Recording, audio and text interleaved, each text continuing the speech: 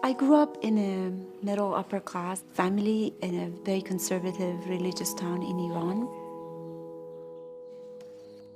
And yet my father and my mother were not religious. So we lived a double life in a way. I always felt very conflicted between these two worlds. I remember we had a beautiful garden, and one day we were all sitting in the afternoon having tea, and I heard the Quranic chants.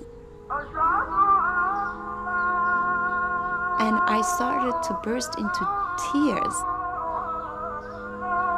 I don't know if it was that I enjoyed so much the Quranic chanting, or was it that I felt so anxious and worried that we are not praying every day like everyone else. These emotions that built inside of me when I was young led to the kind of art that I make.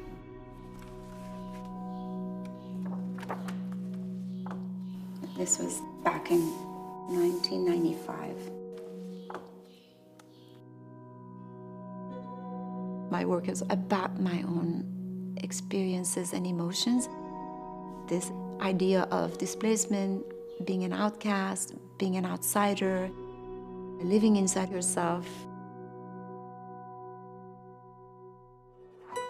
When I look back at my arrival to the US, I felt the same sense of displacement. I came in the late 70s. At the age of 17, the revolution happened a few years later, so that basically changed everything. I was pretty much disconnected from the rest of my family for a long time to come. It was the most challenging years of feeling isolated and displaced and not quite relating to the American culture. In 1990, I took my young son and finally returned. I got to see my family after 11 years. I found this obsession of reconnecting and not wanting to let go. Making art was a way of maintaining a connection with my country. I started with photography. I made these very provocative images of the woman of Allah. The integration text over the image comes from my interest in Persian and Islamic art and architecture. The subjects are very contemporary about the revolution, but the style and the technique goes back to something very ancient and classical. A lot of people thought that these were religious texts, but they were always poetry that were written by Iranian women, and some of the poems actually were what instigated the image itself. I came to understand how much my family had suffered. Iran underwent a major transformation since the revolution into a very strict religious country.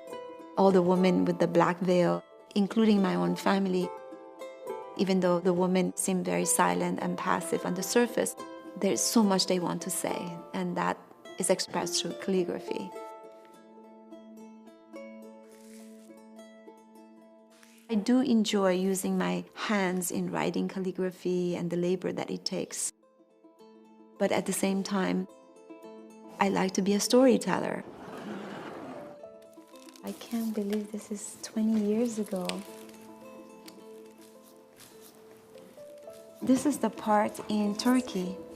These are the crew, camera person. Actually, to be there was really powerful. It was very beautiful. I always had a love affair with the moving picture. At the very first small exhibition I had, I even experimented with Super 8 and video. And the videos became like short poems, and the movies became a story. My earlier videos are composite double-channel projections. The audience is literally inside of the artwork and conflicted between two separate projections. They become like the editors of the film. Soliloquy stemmed from my own experience as an Iranian in the US, and it's the only video that I've been in. The main role was an Iranian woman that was deeply conflicted between the two realms. I am the silhouette that doesn't quite blend in the US or in Iran. Those two worlds are colorful, and I'm the only one that is in black. As an immigrant, there's always this great space between me and America. But it's always been the same way about me and Iran. My work has always been relating to Iran or in the Middle East, but Land of Dreams addresses United States. This work is the most complex in terms of trying to make a project that is simultaneously still photography, video, and a feature-length film. 3 different languages collapse into one. The story evolves around this very surreal Iranian colony reviewing American photographs and their dreams.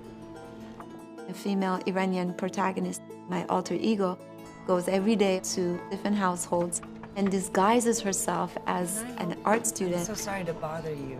I'm an art student and I have an assignment to photograph people in their homes. But once she's inside, she asks them to share their latest dream. Do you mind telling me your last dream? My last dream?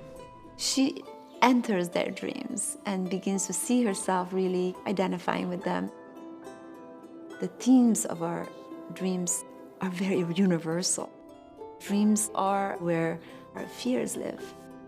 I realize she's collecting people's fears because she's so fearful herself.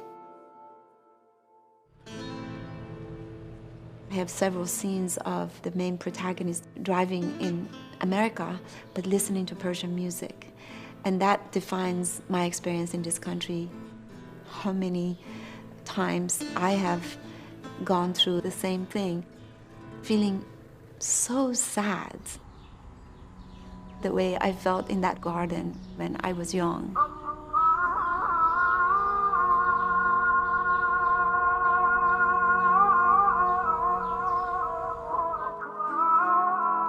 So maybe that's what it's about an artist. By getting closer to other people's pain, you cope with your own.